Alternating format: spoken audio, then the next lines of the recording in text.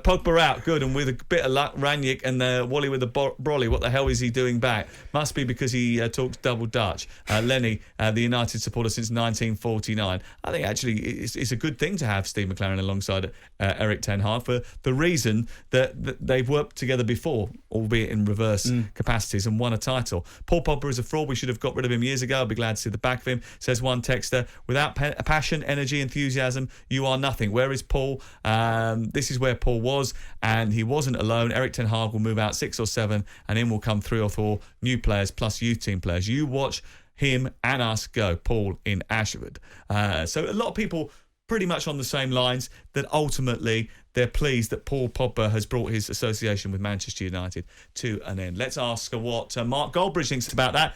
Mark works for the United stand. He's also with us on talkSPORT, was with me last night as we went through a range of issues involving Manchester United. We didn't really talk about Paul Pogba then. We'll talk about him now. Are you pleased he's gone? I think it's the right decision. I think, again, we were talking about this last night. So many things divide United fans, and Pogba's a big one. We saw him being sworn at and booed in his last appearance for Manchester United. I think United have got to take a big responsibility. We've let him go for free now, twice, 89 million, and he goes for free. But ultimately, I see it as a divorce. Some divorces can be toxic. I think this is an amicable one, and I hope that some United fans take that on board. I do hope Pogba's career goes better than it has done, but it's definitely time to part ways. There's been mistakes on both sides.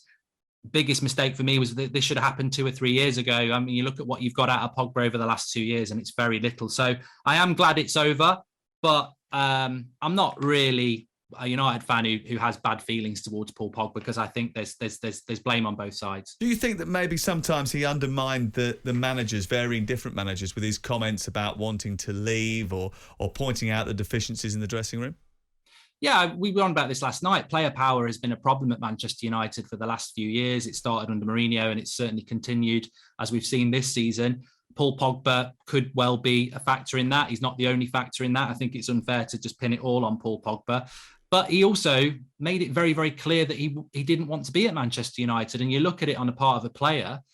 It started with a game before Man City a few years ago where Pep Guardiola said he'd been offered Paul Pogba. Manchester United should have been proactive about this instead of just burying their heads in and saying, you're staying, and ultimately losing him for free.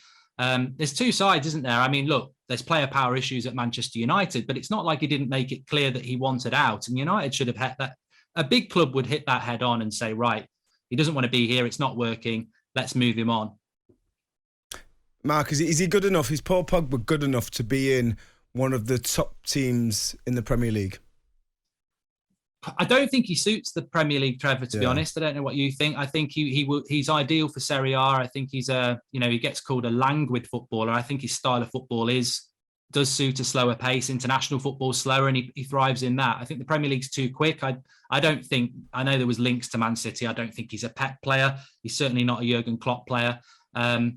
People say at Manchester United, we didn't build a midfield around him. But look at Ronaldo last season, 18 goals in a really poor side. Quality will always find its way to the top. I think Paul Pogba suits the European leagues more than he suits the Premier League, if I'm honest. Where do you see him going? Do you see him going back to Juve, or do you see him going to Spain, or even maybe to France, back to France?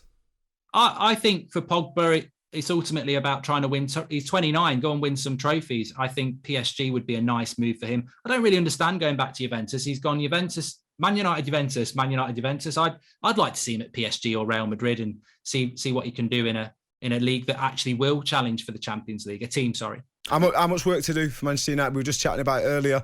I know it's only a small section, but quickly, what kind of players need to come in, and what's the realistic goals for this season?